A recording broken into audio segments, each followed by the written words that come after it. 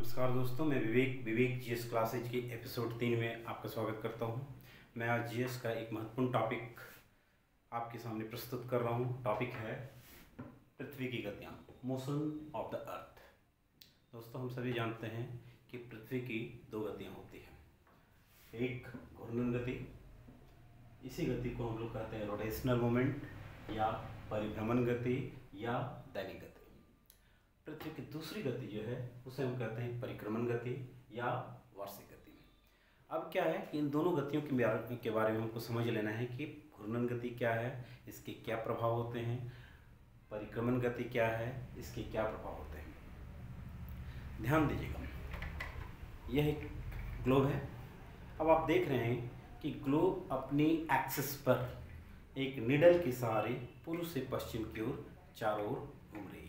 यह घूर्णन 24 घंटे में एक बार कंप्लीट हो जाता है। तो पृथ्वी की इसी गति को कहा जाता है पृथ्वी की घूर्णन गति या rotational moment of the earth. आप इसको इस तरह समझ सकते हैं कि एक लट्टू जिस तरीके से कील पर चारों ओर नाचता है, वह उसका रोटेशनल मोमेंट है, घूर्णन गति है।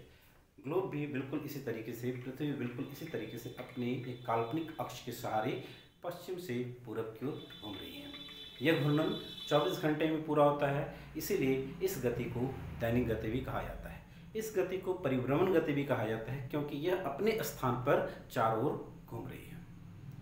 अब दोस्तों, इस गति के क्या प्रभाव होते हैं, हमको समझ लेना है कि इस गति के 3 महत्वपूर्ण प्रभाव होते हैं जो एग्जाम में पूछे जाते हैं। पहला क्वेश्चन यही पूछा जाता है कि बताइए पृथ्वी की किस गति के कारण दिन और रात होते हैं।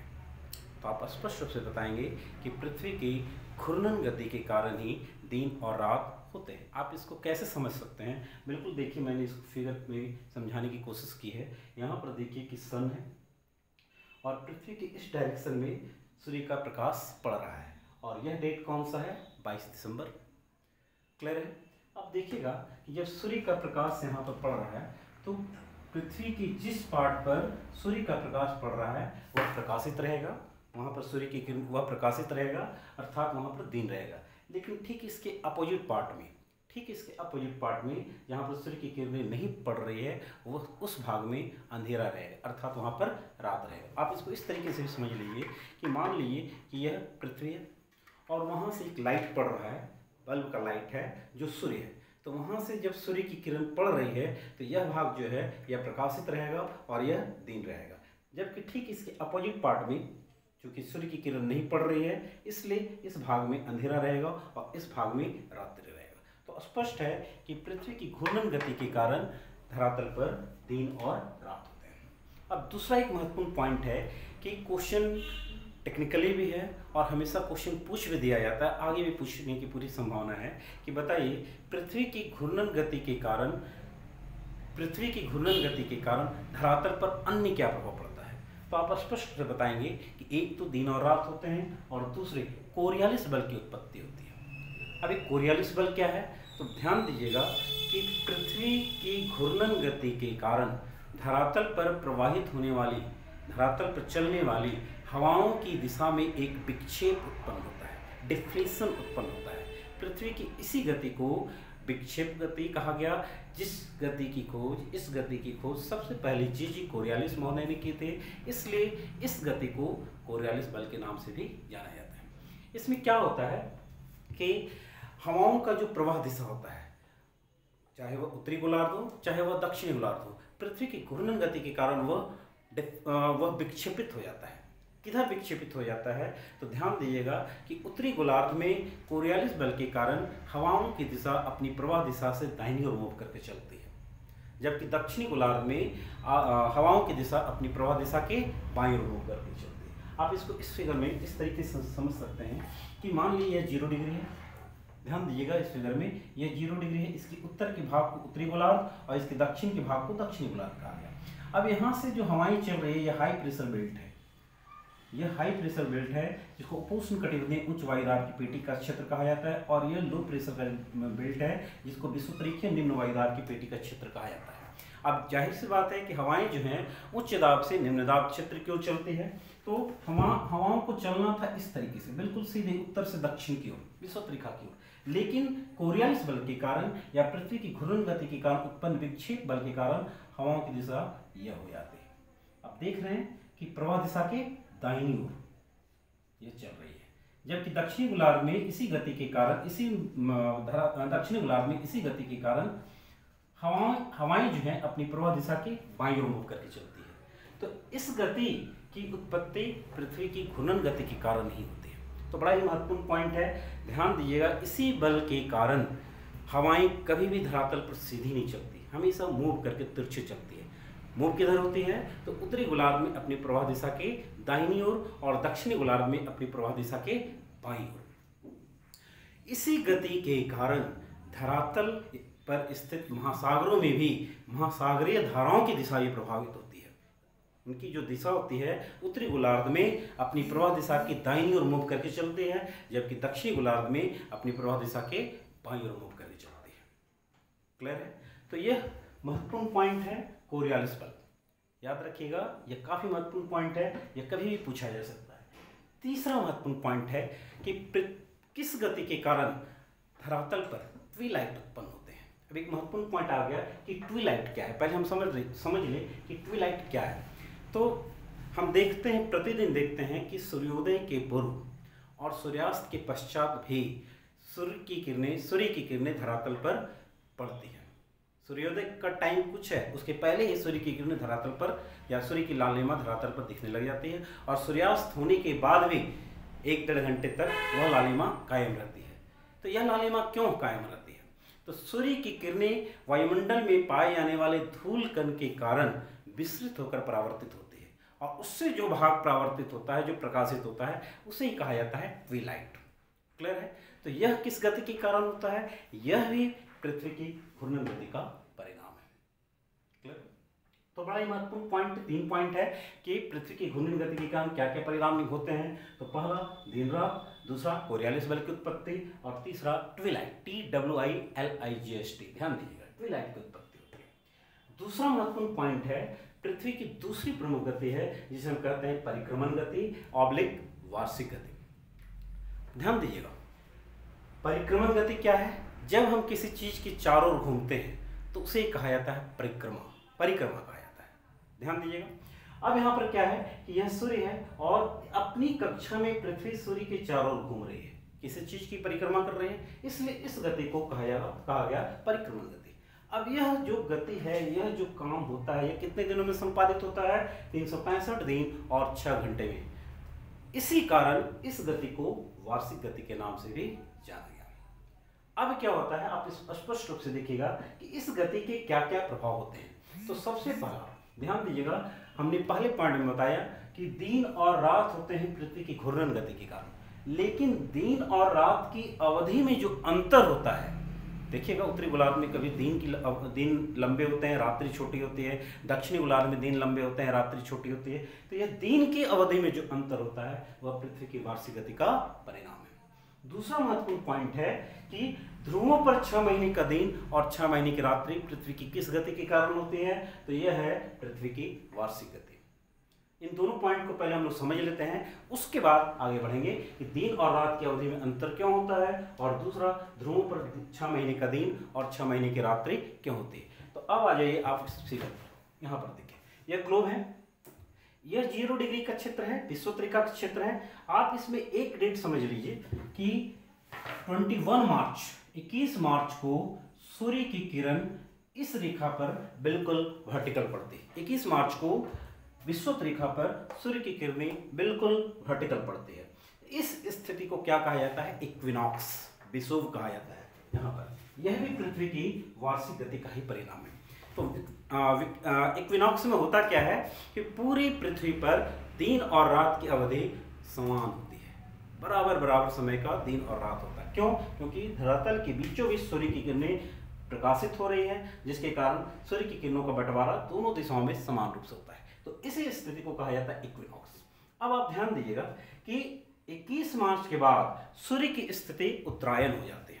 उत्तरायण मतलब विषुवत रेखा के उत्तर, और यह आगे बढ़कर यहां तक पहुंचती कर्क रेखा पर, 23.5 डिग्री उत्तरी अक्षांश रेखा पर। ध्यान दीजिएगा, स्पष्ट आपको बता दे रहे हैं कि 23.5 डिग्री से एक अंश भी सूर्य की किरणें आगे नहीं जाती, मतलब सूर्य की किरणें सीधी नहीं पड़ती है, सूर्य की किरणों का प्रभाव पड़ता है, लेकिन वह पड़ता है तिरछा प्रभाव। अर्थात हम कह सकते हैं कि कर्क रेखा और मकर रेखा के बीच ही सूर्य की किरणें सालों भर लंबवत प्रकाशित होती है।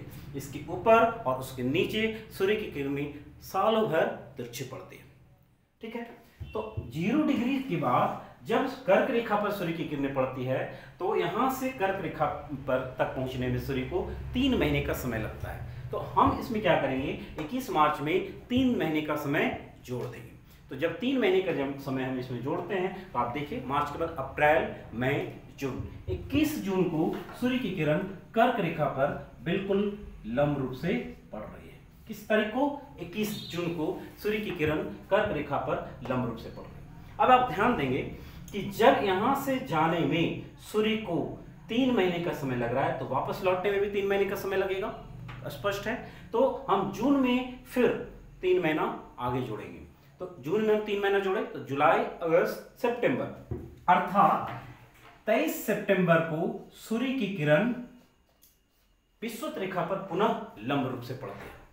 अब आप देख सकते हैं क्वेश्चन आता भी है कि धरातल पर वह कौन सा स्थान है या कौन सी अक्षांश रेखा है जहां पर साल में 2 बार सूर्य की किरणें वर्टिकल पड़ती है। तो वह कौन सा है? स्पष्ट आप देख रहे हैं, इक्वेटर या विषुवत रेखा। वह कौन सा डेट है? 21 मार्च और 23 सितंबर। इस स्थिति को क्या कहा जाता है? इक्विनॉक्स कहा जाता है। इक्विनॉक्स क्या है? वह स्थिति जब पूरी पृथ्वी पर दिन और रात की अवधि बराबर होती है। अब हम लोग समझ सकते हैं कि 23 सितंबर के बाद क्या होता है। 23 सितंबर के बाद सूर्य की किरणें दक्षिणायन होनी शुरू हो जाती है। दक्षिणायन मतलब विषुवत रेखा के दक्षिण। हम अपने देश में स्पष्ट रूप से देख सकते हैं कि सितंबर के बाद धीरे धीरे भारत में शीत ऋतु का मौसम आने लगता है। क्यों? क्योंकि अब उत्तरी गोलार्ध में सूर्य की किरणें तिरछी पड़ने लगती है। ठीक है, तो जब 23.5 डिग्री नॉर्थ पर जाने में सूर्य को 3 महीने का समय लगता है तो 23.5 डिग्री साउथ में भी जाने में सूर्य को 3 महीने का समय लगेगा। क्लियर है? तो यहां पर हम क्या करेंगे कि 3 महीना 23 सितंबर जोड़ेंगे। तो सितंबर के बाद अक्टूबर, नवंबर और दिसंबर, तो यहां पर सूर्य की किरण पुनः 22 दिसंबर को मकर रेखा पर लंब रूप से पड़ती है। तो आप देख सकते हैं कि स्पष्ट रूप से रोटेशन जो है वह सालों भर का आपको ग्लोब का सूर्य का सालों भर का यहाँ पर हम आपको दिखा दें। अब एक क्वेश्चन पूछा जाता है कि बताइए कर्क रेखा पर सूर्य की किरण कब लंब रूप से पड़ती है। हम लोग रट रहे हैं लेकिन भूल जाते हैं। मकर रेखा पर सूर्य की स्थिति कब लंब रूप से पड़ती है, रट रहे हैं लेकिन एग्जाम हॉल में जाकर भूल गए, डेट कंफ्यूज हो गया, 21 जून है या 23 सितंबर है या 22 दिसंबर है। तो आपको रटने की कोई जरूरत नहीं, सिंपल सा आप एक चीज ध्यान में रखिएगा कि विषुवत रेखा पर 21 मार्च को, सिर्फ एक डेट आपको याद रखना है कि 21 मार्च को विषुवत रेखा पर सूर्य की किरण लंब रूप से पड़ती है। इसके बाद सूर्य की स्थिति उत्तरायण होती है। दूसरा पॉइंट क्या है इसमें आप याद रखेंगे कि कर्क से मकर, विषुवत रेखा से कर्क रेखा तक या विषुवत रेखा से मकर रेखा तक जाने में सूर्य को 3 महीने का समय लगता है। तो आप 21 मार्च के बाद 3-3 महीना जोड़ते ही आइए तो सालों भर का आपको रोटेशन क्लियर हो जाएगा। क्लियर है? तो आप स्पष्ट रूप से जान सकते हैं कि ये साल भर का रोटेशन है सूर्य का, इसका क्या प्रभाव होता है। तो ध्यान दीजिएगा कि जब 0 डिग्री से उत्तर में सूर्य की किरण पड़ेगी तो उस समय उत्तरी गोलार्ध में स्थित पड़ने वाले देशों में दिन की अवधि लंबी होगी और रात्रि छोटी होगी। हम लोग स्पष्ट रूप से देखते हैं गर्मियों में हमारे यहाँ सनलाइट जो है 7 बजे तक दिखाई देता है, 7 बजे तक। क्लियर है? और रात्रि जो है वह काफ़ी छोटी हो जाती है। लेकिन जब सूर्य की स्थिति दक्षिणायन हो जाती है तो हम लोग क्या देखते हैं, हमारे यहाँ रातें लंबी हो गई और दिन छोटे हो गए। तो दिन और रात की अवधि में अंतर क्लियर हो गया।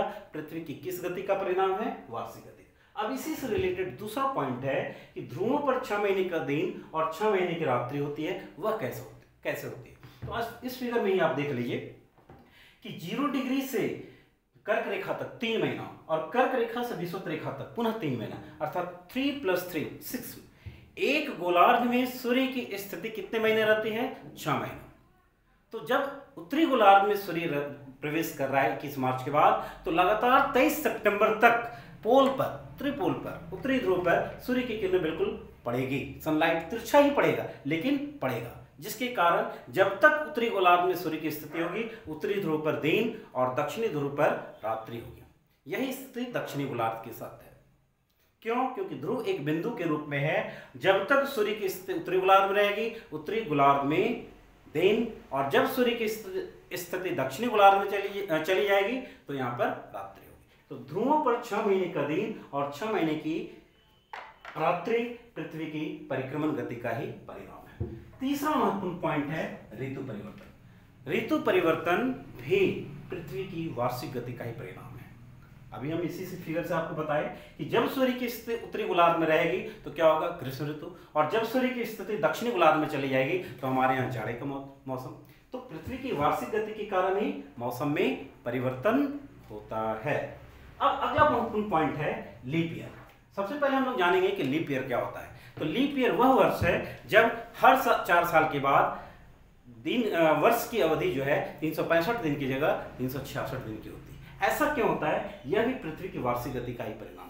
चूंकि पृथ्वी 365 दिन और 6 घंटे में एक पूरा चक्कर पूरा करती है, अपनी कक्षा में 4 ओर घूमती है, तो 365 दिन तो ठीक है, लेकिन ये 4 घंटे का जो कैलकुलेशन है, 6 घंटे का जो कैलकुलेशन है, उसको हर 4 साल में यह 24 घंटा हो जाता है।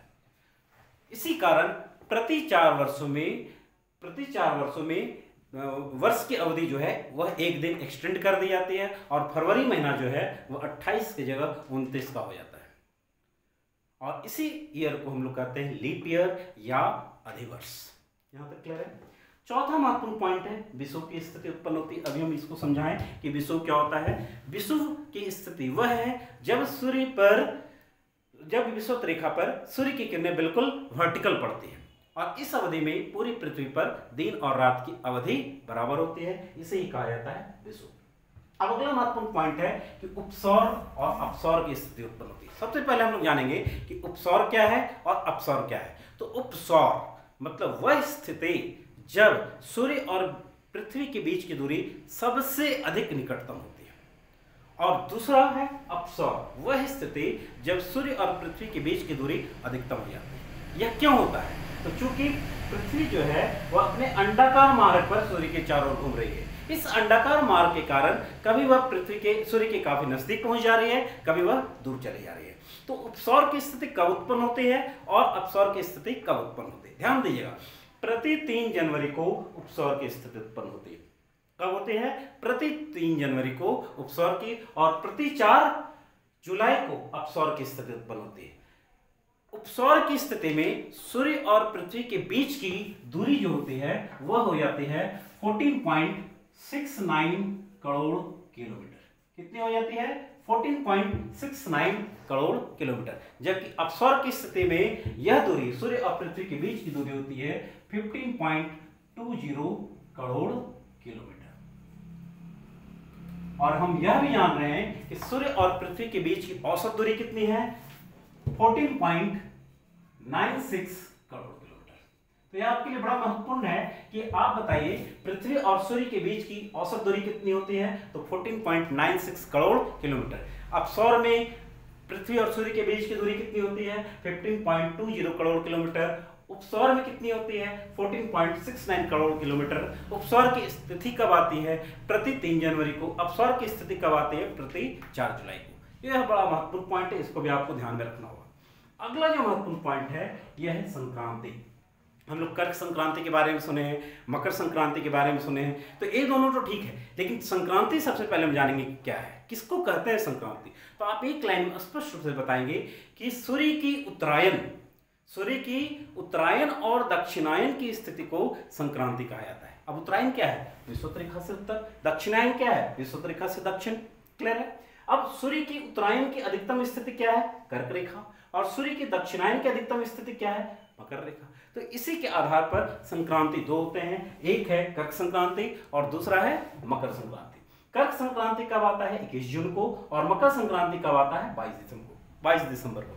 ध्यान दीजिएगा, यह जो डेट है मकर संक्रांति का 22 दिसंबर को, यह एक भौगोलिक स्थिति है, लेकिन हमारे यहाँ 22 दिसंबर को मकर संक्रांति सेलिब्रेट नहीं किया जाता है। कब किया जाता था? तो पहले किया जाता था 14 जनवरी को, फिर 2008 के बाद यह 15 जनवरी हो गया, एक दिन बढ़ गया। तो कुछ लोगों ने इसको बोले कि ना, एक गलत बात है, ये डेट नहीं बढ़ता है। उनका कॉन्सेप्ट ये था कि यह डेट कभी नहीं बढ़ता, एक फिक्स डेट है मकर संक्रांति का। क्यों यह कॉन्सेप्ट क्यों आए? क्योंकि सामान्यतः यह एक व्यक्ति की जिंदगी में एक ही बार आता है, मकर संक्रांति का डेट। अब इसको आप समझिए कि क्या है। भौगोलिक दृष्टिकोण से मकर रेखा पर जब सूर्य की किरण पड़ती है तो उसको हम मकर संक्रांति कहेंगे। लेकिन हमारे यहाँ मकर संक्रांति जो है ग्रहों की चाल के अलावे सूर्य के राशि परिवर्तन के आधार पर भी होता है। ध्यान दीजिएगा कि राशियां कितनी होती है? 12 होती है, और हर महीने सूर्य एक राशि से दूसरी राशि में प्रवेश करता है। तो यहाँ पर मकर संक्रांति का तात्पर्य क्या है कि जब सूर्य धनु राशि से मकर राशि में प्रवेश करता है तो इसे कहते हैं मकर संक्रांति, या ज्योतिष शास्त्र के अनुसार मकर संक्रांति इसी अनुसार मनाया जाता है। क्या है? सूर्य का धनु राशि से मकर राशि में प्रवेश। महत्वपूर्ण पॉइंट क्या है कि इस राशि प्रवेश में प्रति वर्ष 20 मिनट का विलंब होता है। कितने मिनट का? 20 मिनट का। अर्थात एक वर्ष में 20 मिनट का, तो 3 वर्ष में कितने मिनट का? 60 मिनट का, अर्थात 1 घंटे का विलंब हो जाएगा।